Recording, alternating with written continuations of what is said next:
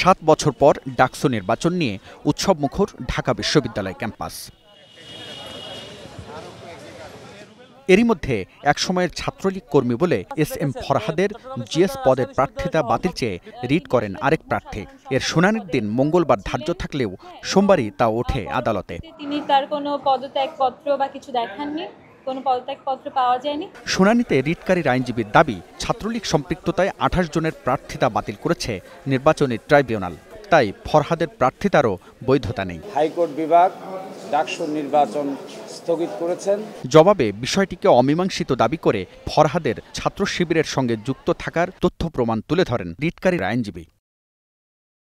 দুপক্ষের দীর্ঘ শুনানি শেষে ডাকসু নির্বাচন 30 অক্টোবর পর্যন্ত স্থগিত করে দেন হাইকোর্ট। ফরহাদের প্রার্থিতা কেন অবৈধ হবে না তা জানতে চেয়ে রুল জারি করেন। এই নির্বাচন প্রক্রিয়াটা স্থগিত করাটা বিশ্ববিদ্যালয় কর্তৃপক্ষ মনে করছে যে এর মাধ্যমে নির্বাচন প্রক্রিয়াটা যদি স্থগিত থাকে তাহলে ছাত্রদের মধ্যে প্রতিক্রিয়া তৈরি হতে পারে।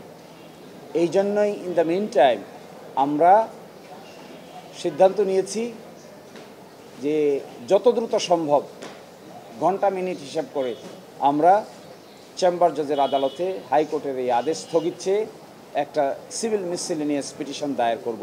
এই খবর প্রকাশ হওয়ার পরপরই উত্তাল হয়ে ওঠে ঢাকা বিশ্ববিদ্যালয় ক্যাম্পাস। বিক্ষোভ মিছিল নিয়ে সড়কে আসেন শিক্ষার্থীরা।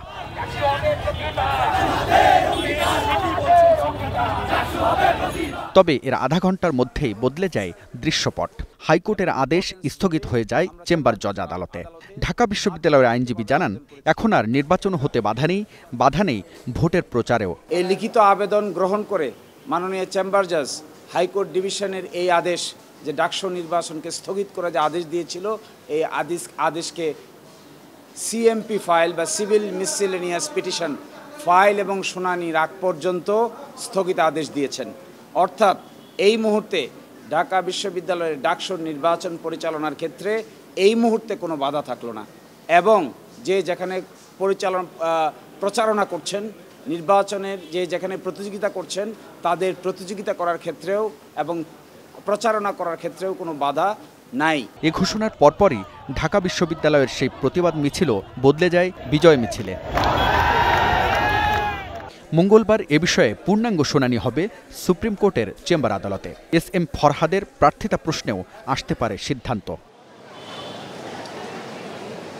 হাবিবুল ইসলাম হাবিব, স্টার নিউজ, ঢাকা।